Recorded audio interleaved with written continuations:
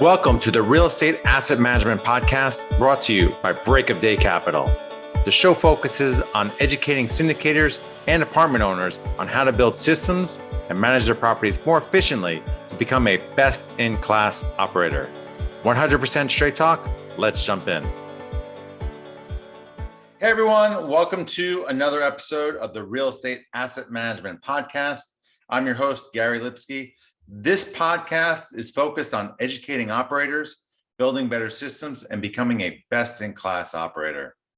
Be sure to check out our Facebook group, Asset Management Mastery, where we have a great community of thousands of like-minded individuals sharing resources and helping one another. Today, I wanted to talk about a recent deal I closed on. This is definitely a unique deal and something that a lot of people have been talking about lately, adaptive reuse. And when COVID started, there was a lot of talk about converting distressed hotels into multifamily properties. And we looked at a lot of deals. For many hotels, it was hard to make the numbers work. And there just weren't many distressed opportunities out there. I know a lot of people were talking about blood in the streets, but that never really materialized. Some people did very well with this type of opportunity, and there'll continue to be these types of opportunities out there for people. There's also been a lot of talk about office space being converted to multifamily, as there just isn't as much need for it, obviously, now with a lot of work from home and hybrid situations. That's what we're going to be talking about today: office space to multifamily, adaptive reuse. So the property that we closed on recently is located in booming Phoenix Metro. And I say booming because of the rent growth, the job growth, population growth have been on fire in this area, including prices for homes and apartment buildings. The property is in a small town called Youngtown, and people that have lived in Phoenix for years often have never heard of Youngtown. And it's no disrespect to Youngtown, as it's a nice, clean city. But like I said, it's small with a population just over 6,800 people, and it's just under 1.5 square miles. It's in the northwest part of Phoenix, close to Peoria, which is next to Glendale, where the Arizona Cardinals play, for you football fans out there.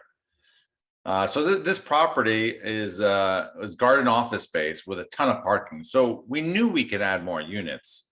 You know, we had the parking and enough land, though not an abundance of both. So we had to work within certain parameters. This property looks like it could be an apartment complex. So that was the first thing that kind of drew us to it, because, you know, we weren't looking at your, let's say, typical office building, 3, 5 more stories. This was, single level.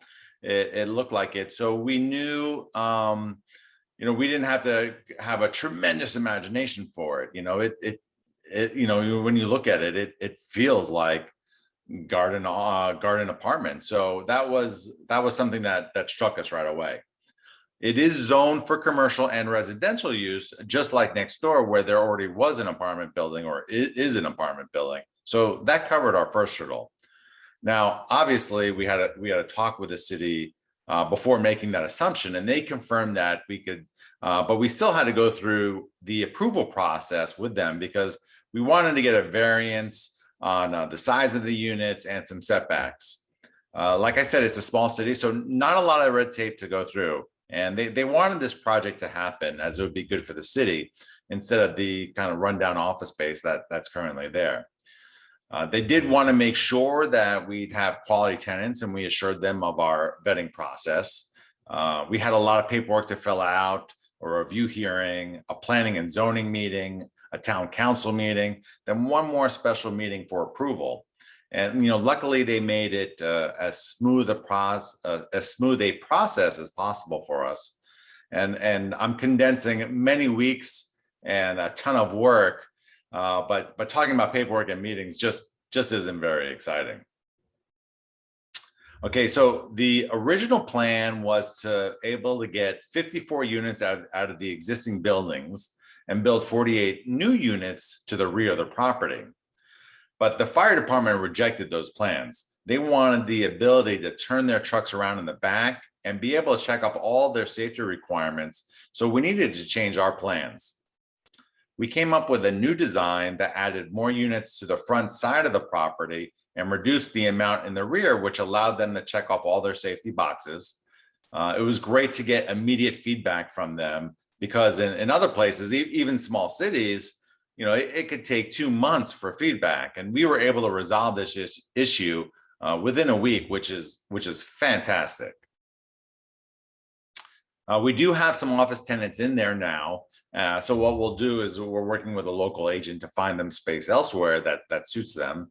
Most of the leases are short-term anyway, so that won't be an issue. Currently, the plan for phase 1 is to create 44 units out of the existing main 3 buildings.